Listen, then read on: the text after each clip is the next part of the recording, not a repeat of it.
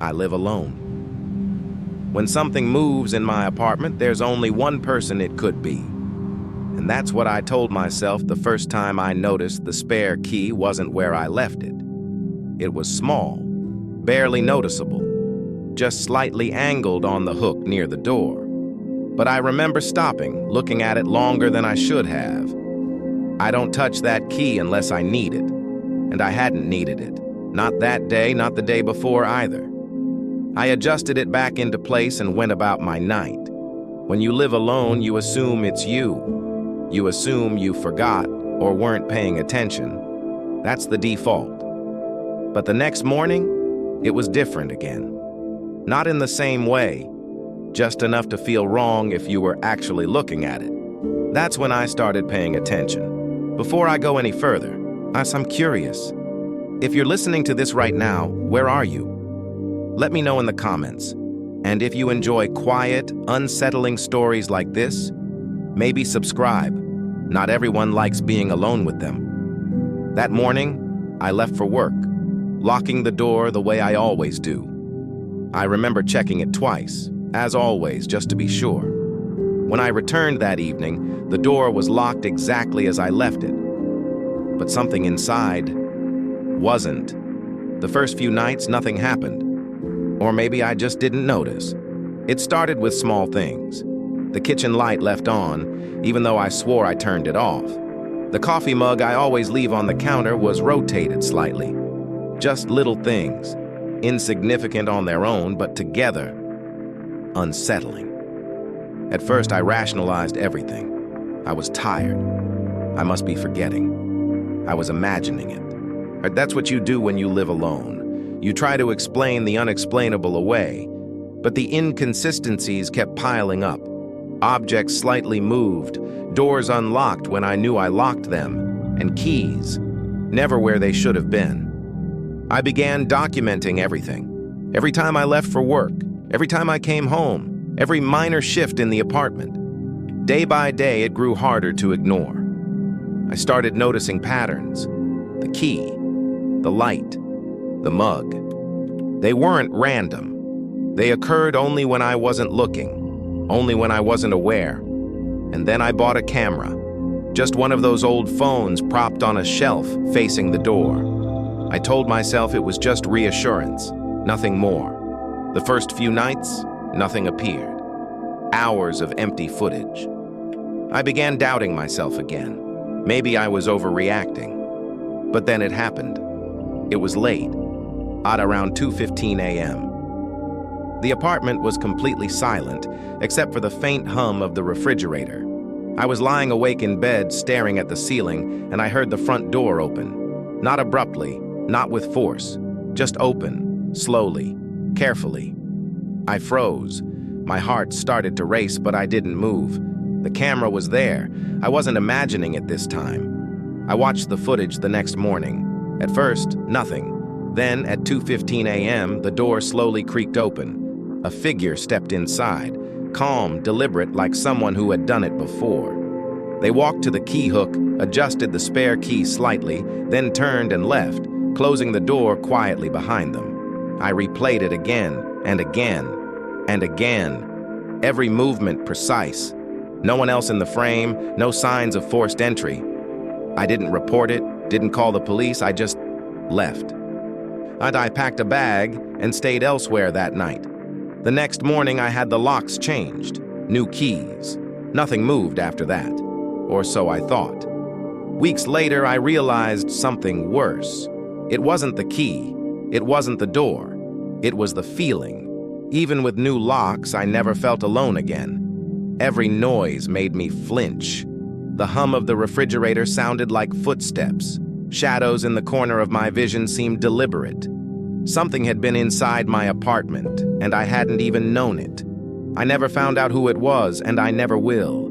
The only thing I know is how carefully someone can walk into your life, move things just slightly, and leave without a trace, but still leave a mark you'll feel every single day. Sometimes, I look at that key hook, now empty, and I wonder if it was over, or if it's just waiting for me to forget, and for me to be careless, for it to happen again. And that's when I stopped assuming that being alone means being safe. The first time it happened, I thought it was coming from outside, something distant, easy to ignore. I was lying in bed, not fully asleep, that strange place between consciousness and dreams, where the hum of the apartment becomes a presence in itself. And then I heard it. My name. Not loud, not urgent, just said. Calm. Familiar. Spoken like someone was standing in the doorway, trying not to wake anyone else. I froze. My heart thumped in my chest, louder than the voice itself. I didn't move, I just listened. The apartment was silent, perfectly silent. No footsteps, no movement, nothing. I told myself it was a trick of the mind, maybe a dream carried over. That's the excuse I clung to at first. The next night, and it happened again, same time, same tone. My name, clear, precise, but no one was there. I got out of bed slowly, every step deliberate, listening. The hallway was empty. The apartment remained quiet, except for my own breathing. I checked the doors, the windows, everything locked, everything exactly as it should have been. I started noticing little things about the apartment that I had ignored for years. How sound travels differently at night. How the pipes groan, how the fridge hums, how every footstep, every creak, every whisper of air feels magnified when you're alone. That's when I realized I had never really been alone. Over the next week, it became a pattern. Not every night, but enough to make me anxious. Always my name. Always when I was least expecting it. The strange thing was, it never happened when I was awake and alert. Only when I was drifting in that half-asleep state. Only when my mind was quiet enough to notice. I began to test it, staying awake, sitting in the dark, trying to catch it. Nothing. Completely silent.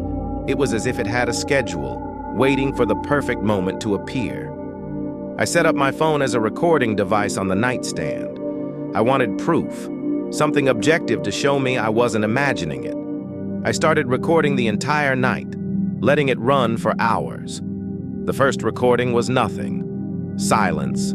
The second, the same. I almost stopped, but I left it running again. Then it happened.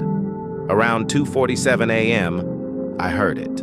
My name, exactly as I remembered, coming from just outside the bedroom. I didn't move. I stayed perfectly still. Nothing else. No footsteps, no figure, just the voice. The next morning, I played the recording.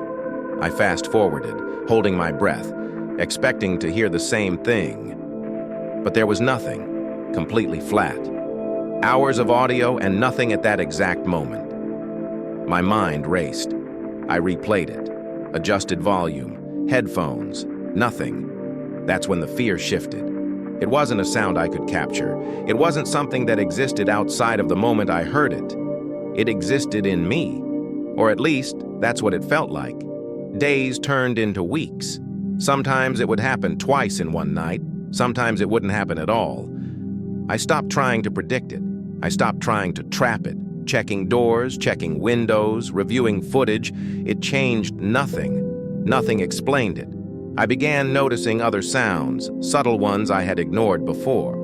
A soft tap in the kitchen, a faint creak above my head. Or the hum of the fridge that always seemed just slightly louder. And with each sound, the memory of my name being called made me flinch, made my heart tighten. One night, it was different. The voice didn't just call my name. It whispered something else, barely audible, almost like it was testing me, waiting for my reaction. I couldn't make out the words, but the tone. It felt like recognition, as if someone or something knew I was paying attention. After that night, I stopped recording. I stopped trying to rationalize. I stopped moving toward the source. I just listened and waited for it to end.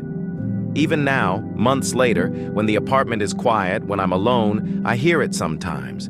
My name, faint, calm, familiar, always at that perfect moment when my guard is down. I never know when, I never know why, I never try to catch it anymore.